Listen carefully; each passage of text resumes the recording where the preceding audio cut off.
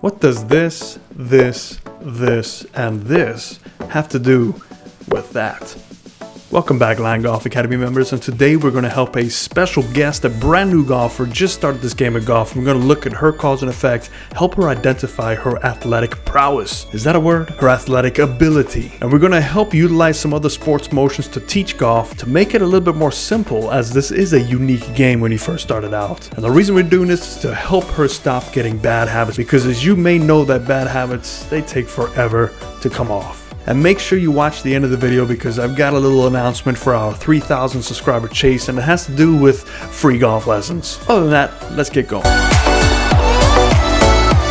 Alright, on the screen is our brand new golfer. Welcome to golf, young lady, and what we're going to do today is help you out, identify some issues. We see you topping the ball, having a tough time maintaining your posture, maintaining your balance. We see some weight issues falling back, but take a look at this driver. This is actually pretty good. You're able to hit that golf ball up in the air. You have a really good range of motion, really strong motion here, but we're going to take a look at the cause and effect, compare you to some other sports to help you identify how to create some power and work around your balance point. Okay, so to keep this fairly simple, because we know you're a new golfer, and for those of us who are watching who might be getting into golf, we're going to draw a couple of lines here. That green line is called your plane line. The big yellow line going right through your back, that's called your spine angle line. We've got a little line right in the back here to hold your posture, and a head circle to see any motions up or down. Now, a face-on view would mean that the person taking the camera is facing you. That would help as well to help identify where that ball position is, but it looks fairly centered, so it's not too concerning yet. What does concern me is if you take a look at your weight distribution. So what we're going to look at is where the center of your arches of the heels are,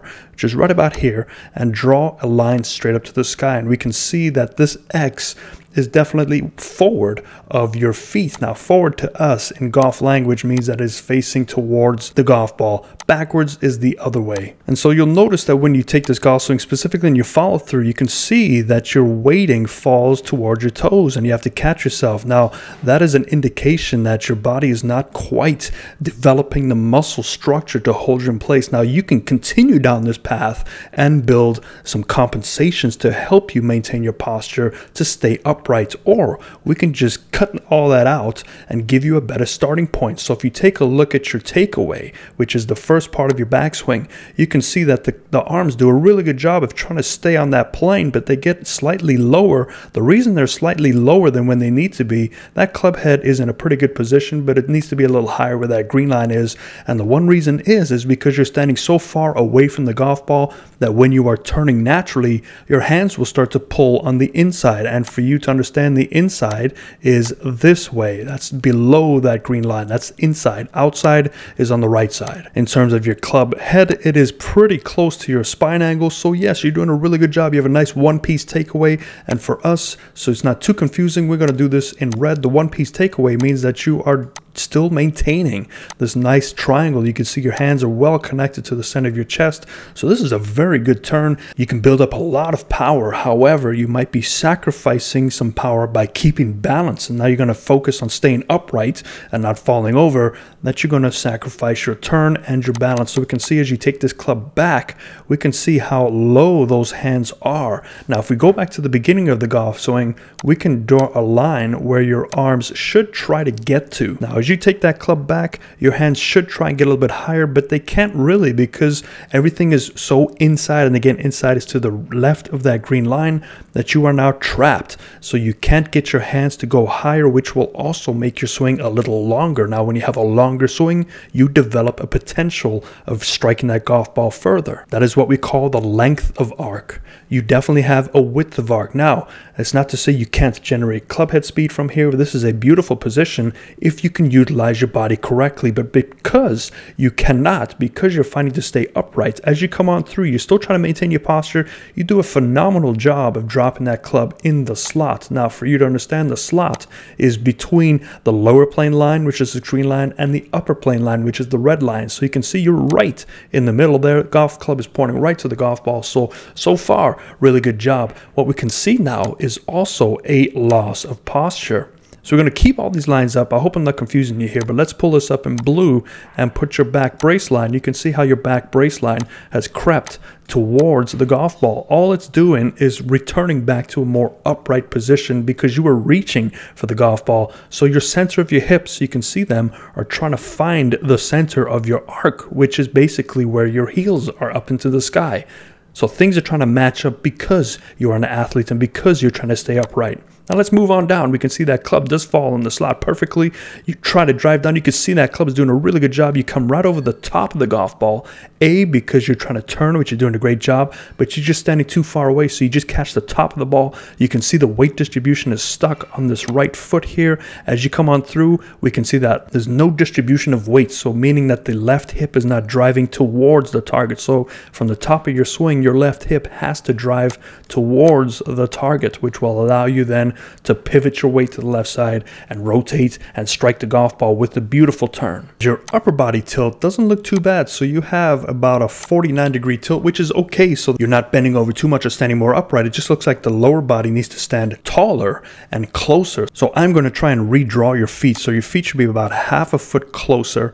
The legs should be a little bit taller. Upper body's going to be in the same position. Now your arms will be able to hang down more naturally and not reach for the ball. This will help you get the club to go higher. So the idea, remember, the golf club, specifically that iron, has what we call bounce on the bottom. It's the curvature of the club, and you need to strike down into the ground to hit it, to get the ball to go up. So at the top of your swing, because you are fairly flat, all right, it's going to be a struggle for you to learn to strike down on it. I would much prefer to see your hands go slightly higher, so now your hands can work down with a little bit of gravity while you rotate through and get your weight, focus on your weight going to the left side. But I want to take a look at the driver, because you do hit that well, and we're going to talk about why you hit that one well and why you hit that one better than your iron. So then let's redraw your spine angle and then also your lower plane line and see where the center of the heels kick up. So you can see this one's a little bit closer to that center, which is great. Now remember, the arms are not going to hang down as naturally because you are standing taller, so you are going to get a slight reach. So far this looks phenomenal, and one of the reasons you are able to strike this golf ball is because look at that turn, and because you want to actually be flatter over the driver because you're trying to swing up, you get away with this one. And because you want to try and hit this golf ball off your right foot, which is what you do naturally, you can see at least you strike the golf ball. There goes the ball up in the air, but we can still get our weight to the left side in the finish. So for you, I really want you to focus on this nice one-piece takeaway. That is about as picture perfect as you can get. Once that club is parallel with the ground, now your only thought is to get your hands to go as high as they want to get to that secondary plane line, and then from here they can work their way down as you rotate, forgive all these lines, and also drive your hips left to the target. I want to try and show you other sports motions and how we work around the center of our body and also use our legs and hips. Okay, so on the screen we do have a boxer, and I wish I knew this person's name. I just grabbed the first boxing video I could see that looked decent, and what we're looking at is the amount of rotation in his hips and also where are his arms and hands. They don't flail back behind him, they're always in front of his chest, and this is how you get that immense power, and specifically with that uppercut. And if you look at the right elbow as he winds up, where does the power come from? It comes from his hip rotation. His whole chest is rotating, his elbow is now connecting to the side, and he delivers the punch with the rotation. So look at the hips. The hips and the body open up. The hands never cross the chest. They're always in front of the chest. Watch the body rotation from this. Look at the body. The body's going to turn open, much like we do in a golf swing. Where are the hands? The hands are in front of the chest, just like we want to do in a golf swing. And as he rotates, that's when he elongates his arms and delivers the power that the body creates, much like in golf. We don't throw our hands. We don't cross our hands from right to left. We rotate and keep them in a majority position in the center to strike that golf ball. Now this is a great video for connection, because yes, there is connection in baseball much like in golf. And what is he doing here? He's putting the rubber ball in front of his hands so he doesn't lose connection. So there he lost connection, and that's like most of us in the downswing. We are already turning as our hands are flailing back behind. So what does he do? He's trying to keep that ball connected by keeping his hands where? In front. Now he rotates. Look at that body rotation. And this is what we look for in golf. If you watch my videos, where are the hands? The hands are in front of the chest. As he's pushing off to that left side. He's rotating his hips, and now watch the delay. That is the impact position, and that is pretty close to golf. There are some differences because this is a sports plane that's played much higher. Golf is, you need to dig the golf ball out the ground. So yes, we have to strike down more and maintain our posture. But watch the right hand. You don't think there's a release in baseball? There's the release. So for those that say there's no release in baseball, this is about as close to a golf swing that you can get. That looks very golf-like. So if you have played baseball in the past, use it. So I hope this does help you get a good start to this game. You have a really good foundation. A lot of good things are happening here. The one thing I do recommend is what we talked about, standing closer, standing taller with the knees and the legs, and feel the rotation. Get that weight transfer from right side to left side. Be more athletic. Utilize your body correctly. Driver, you're doing phenomenal. Just get your hands much higher. But what does this mean for you at home? So what does this mean by the already established golfers like you and I watching this video? Well, if anything, you can learn about the body rotation and sports modalities. There are very similar. Anything that requires rotation shares similar traits. And one of these things I want you to look for when you're starting out, and I will say this until I'm dead, it's grip alignment, set of posture. That's the only thing that can help you. It doesn't matter what your ability is. Always look at that and then work from there. Now, for those that have stayed till the end of the video, thank you very much. We're on our march to 3,000 subscribers. Your support really helps us. It helps get golf in the needy hands of children in K-Flat, South Africa, and it helps spread free education about the golf swing, which I think is missing in YouTube. It's full of tips and drills, but there's no real channel dedicated to cause and effect. If you want to get in on a 3K chase, go ahead and leave a comment. Just type in 3K chase, and I will enter you for free lessons with me, online lessons. And when the 3,000 lesson giveaway occurs, we'll do a live giveaway. Hope that helps you. I'll see you next time. Fairways and greens.